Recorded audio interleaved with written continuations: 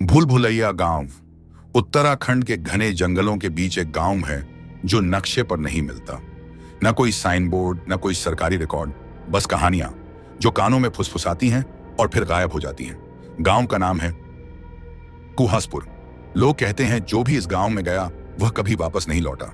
लेकिन इस गांव की सबसे डरावनी बात यह थी कि यह हर रात अपनी जगह बदल लेता था।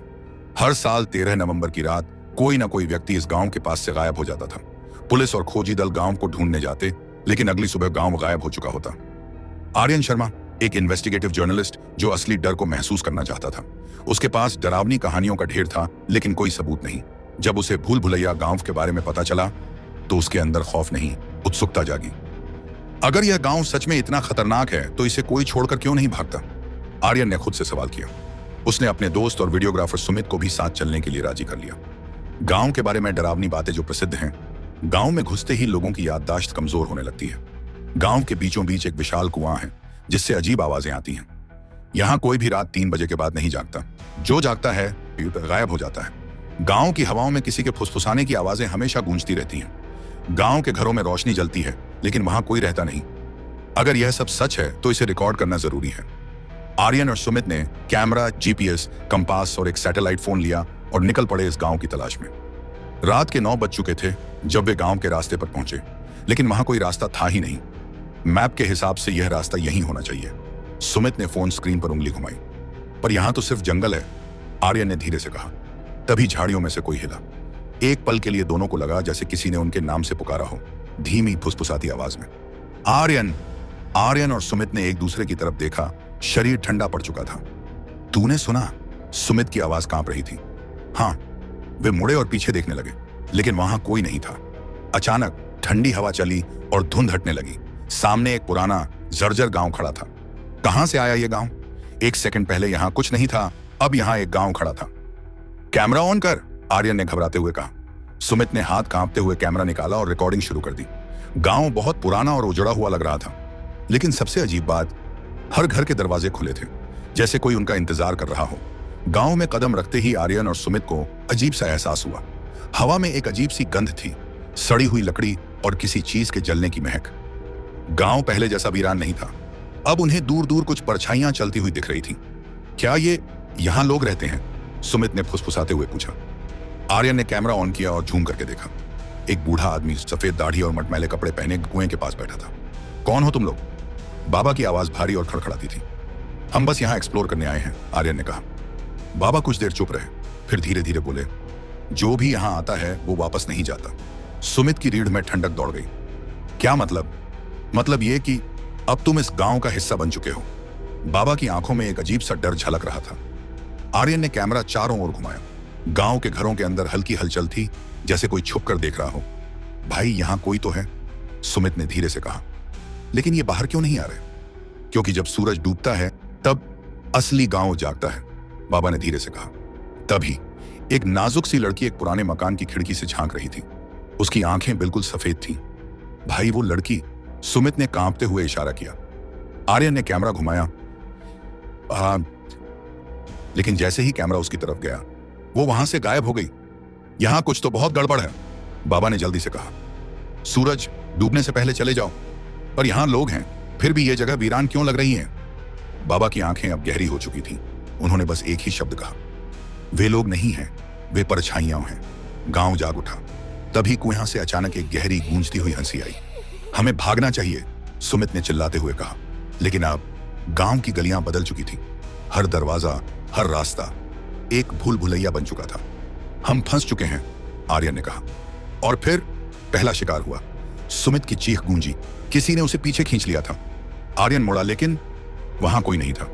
सिर्फ उसके कैमरे में एक परछाई थी जो सुमित को घसीट रही थी। आर्यन की सांसें तेज हो रही थीं। उसकी आंखों के सामने धुंध और अंधेरा घुलता जा रहा था।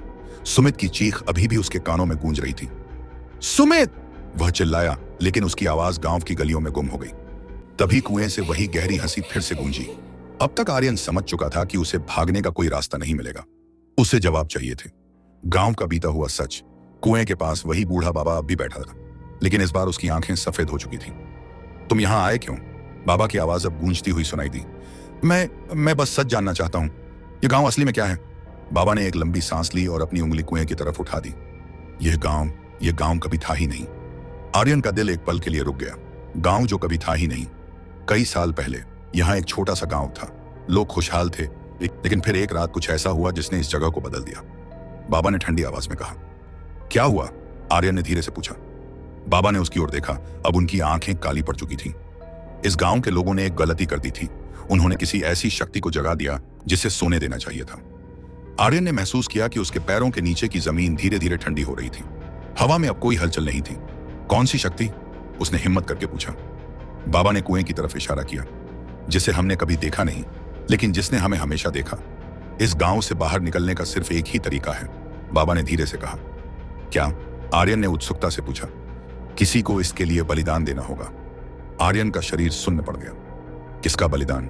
बाबा मुस्कुराए। जो भी अंदर गया उसे बाहर नहीं आना चाहिए। आर्यन समझ चुका था, या तो वह गांव का हिस्सा बन जाएगा या फिर वह किसी और को इस जगह का शिकार बनाएगा।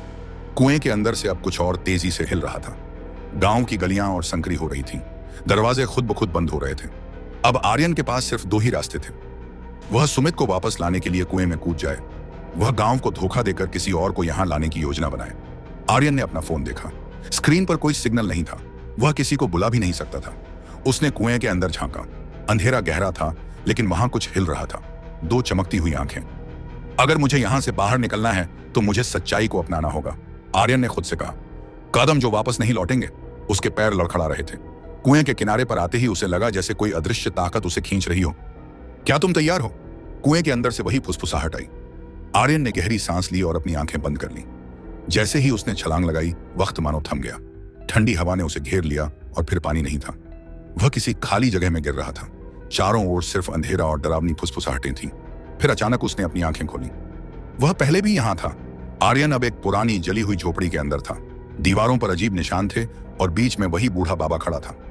लेकिन अब बाबा का चेहरा बदल चुका था। हानमेन अब सुमित था। तुम आखिरकार वापस आ गए, सुमित ने कहा, लेकिन उसकी आवाज आर्यन जैसी थी। आर्यन पीछे हटा। ये क्या हो रहा है? तुम हमेशा से गांव का हिस्सा थे। तुमने पहले भी यही फैसला लिया था। आर्यन को झटका लगा। अचानक यादें लौटने लगी। वह यहां पहले भी आ चुका था। यह गांव असली नहीं था।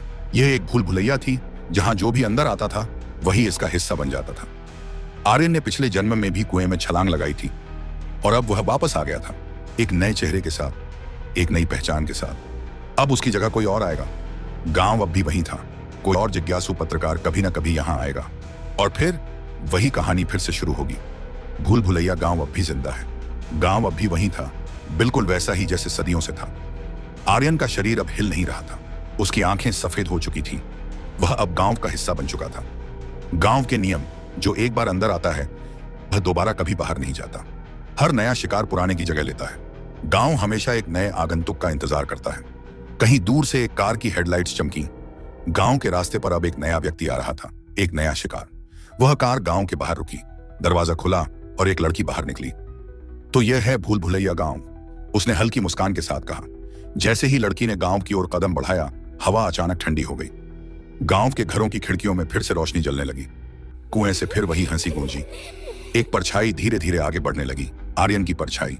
गांव का शिकार पूरा हो चुका था, लेकिन गांव कभी नहीं मरता।